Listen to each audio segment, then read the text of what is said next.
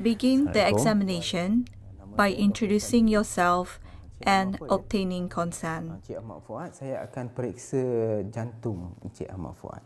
Boleh ke? Boleh. Okey. Jadi sebelum tu saya nak kena naikkan katil sekejap ya.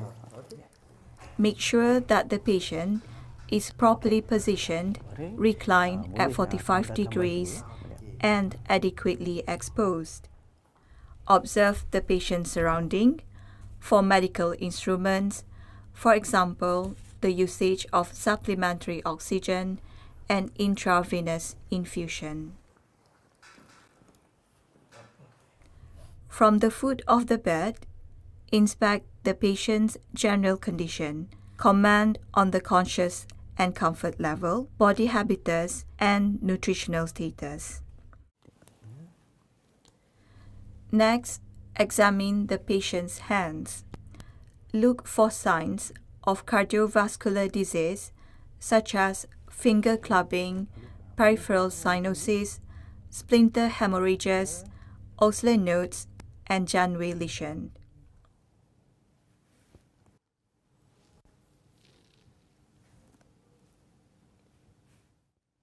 Okey.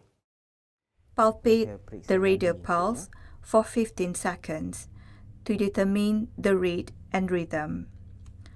Check for radial delay.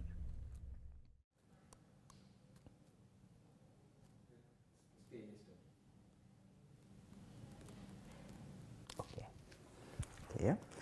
Nanti saya akan periksa nadi di sini dan di sini. Saya akan angkat tangan ya. Ada sakit ke mana-mana tak tangan? Tak ada ya. Okey. Look for the presence of collapsing pulse by palpating the patient's radial pulse and raising the patient's arm above the head. Sekarang saya akan periksa mata ya. Now, examine the patient's face. Look for xanthelasma, corneal arcus, pallor of the conjunctiva, and scleral discoloration.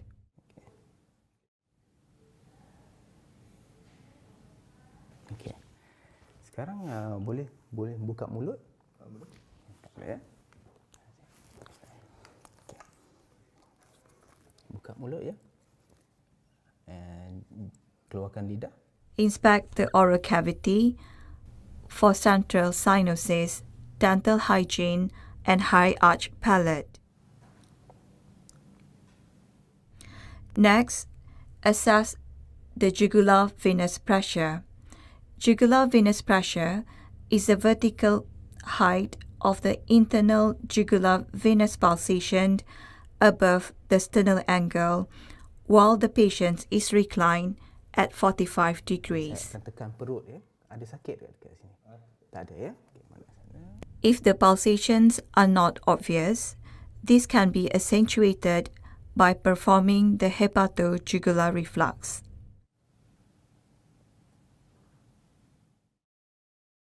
Saya akan periksa dada ya.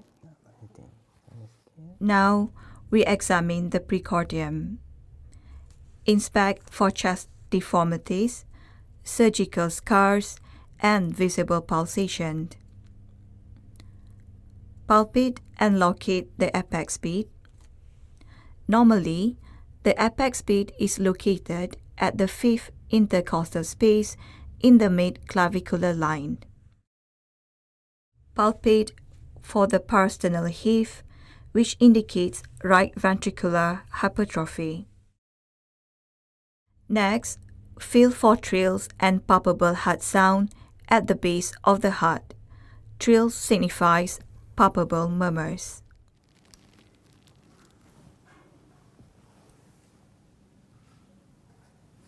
Boleh alihkan kepala ke sana. Okey.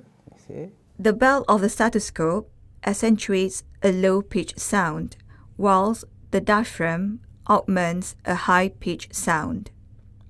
With the bell, auscultate at the mitral area for the soft mid-diastole murmur of mitral stenosis with the patients in the left lateral position. Now, with the diaphragm, auscultate over the mitral, tricuspid, pulmonary, and aortic areas respectively for the heart sound and presence of any murmur.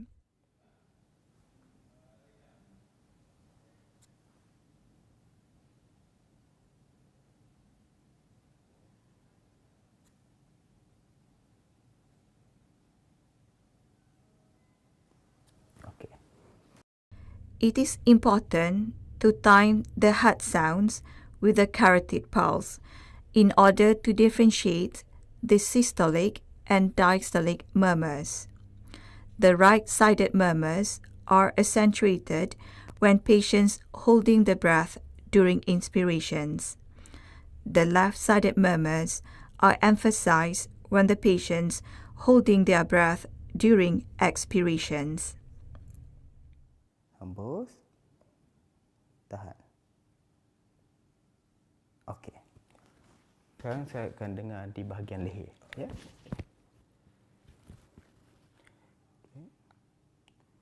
Tarik nafas, tahan. Hembus. Next, auscultate the carotids for presence of bruit. Tahan. Hembus. Okey. Sekarang saya akan dengar di belakang cik, ya. Tarik nafas. Auscultate the lung bases posteriorly for inspiratory crepitations. This may indicate heart failure. Sekarang cik boleh baring, ya. Cik boleh baring. Saya akan periksa kaki sekejap, ya. Saya akan tekan. Then, examine both ankles for pitting edema.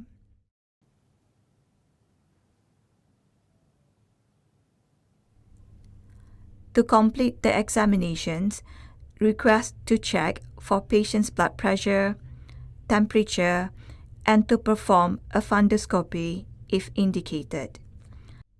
Finally, thank the patient for his or her kind cooperation. Sama-sama.